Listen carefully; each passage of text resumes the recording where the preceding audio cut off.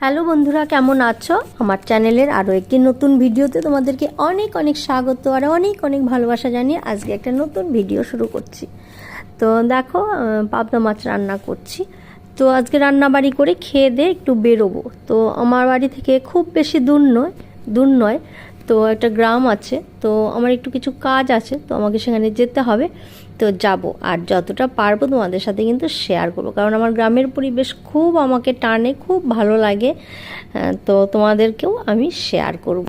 তো দেখো, এদিকে কিন্তু মশলাটা কষানো হয়ে গেছে, আর এবার আমি জল দিয়ে দেবো। তো পাবদা মাছ রান্না করতে খুব বেশি সময় লাগে না। তো যেহেতু বেরোবো, তাড়াতাড়ি করে রান্নাবাড়ি করে খেয়ে দিয়ে রেডি হয়ে নিতে হবে। তো দেখো, ঝোলটা ফুটে উঠেছে আর মাছগুলো আমি দিয়ে দিলাম। এদিকে একটু একটু বৃষ্টি হচ্ছে, কোনো সময় বৃষ্টি হচ্ছে আবার মাঝে হচ্ছে না, এরকম ওয়েদারটা কিন্তু খুব ভালো আছে। আর এরকম টাইমে কিন্তু একটু বেরোতে ভালোই লাগে, আর গ্রামের পরিবেশ হলে তো কথাই নেই, বলো।